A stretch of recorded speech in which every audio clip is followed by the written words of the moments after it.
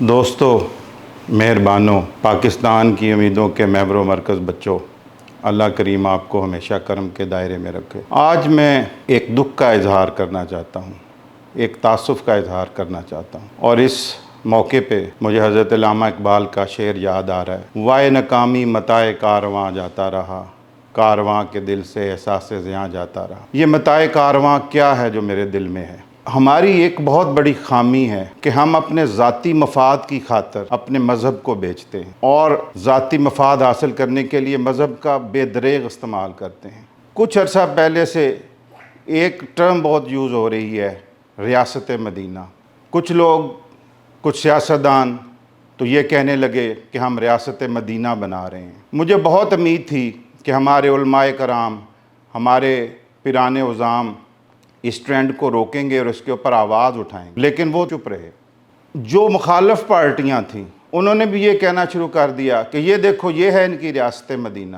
ریاست مدینہ میں دیکھو یہ کون سے کام ہو رہے ہیں۔ یہ کب تھی ریاست مدینہ؟ کسی نے اپنے مفاد کی خاطر ریاست مدینہ کا نام لیا کہ ہم بنا رہے ہیں، اور کسی نے یہ کہا کہ یہ ریاست مدینہ کا طنز کیا، مذاق اڑایا کہ یہ دیکھو یہ ریاست مدینہ ہے۔ دنیا کیا کہے گی؟ دنیا اس کمپیریزن کے بارے میں، جب اصل ریاست مدینہ کے بارے میں سوچے گی تو کیا سوچے گی؟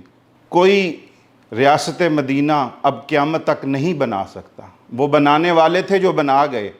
نہ نبی پاک صلی اللہ علیہ وآلہ وسلم جیسا کوئی دوسرا آئے گا، نہ ان کے صحابہ جیسا، ان کے ساتھیوں جیسا کوئی دوسرا ہے، اور نہ ہی ان کے اہل بیت جیسا کوئی دوسرا ہے جو کہ ریاست مدینہ بنانے میں اور اس کی نشو و نما کرنے میں، اس کو فروغ دینے میں اپنا کردار ادا کرے گا۔ ہم سب کو یہ کہنا چاہیے تھا کہ ہم ریاست مدینہ کے نقش قدم پر چلنے کی کوشش کریں گے۔ ہم ریاست مدینہ کے نقش قدم پر تو چل سکتے ہیں اور وہ خوبصورت اصولوں کو اپنا سکتے ہیں جس کی بنا پر وہ ریاست مدینہ بنی تھی، لیکن ہم ریاست مدینہ اب نہیں بنا سکتے۔ وہ اللہ کے کرم کی وجہ سے وہ ایک ہی دفعہ بننی تھی، وہ بن گئی۔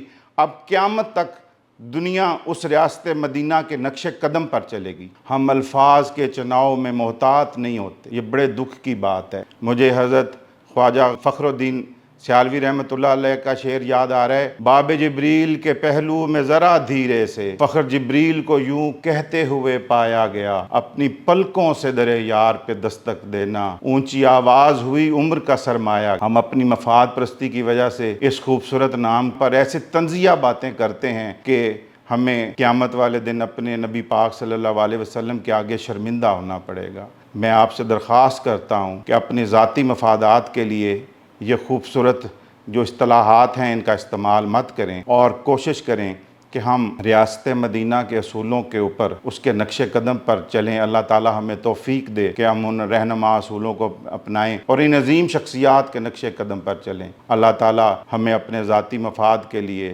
دینی اصطلاحات کو استعمال کرنے کی جو یہ چلن ہے اس سے ہمیں باز رکھے، اور اللہ تعالی ہمیں جو ہے ریاست مدینہ کے نقش قدم پر چلنے کی توفیق عطا فرمائے۔ شکریہ۔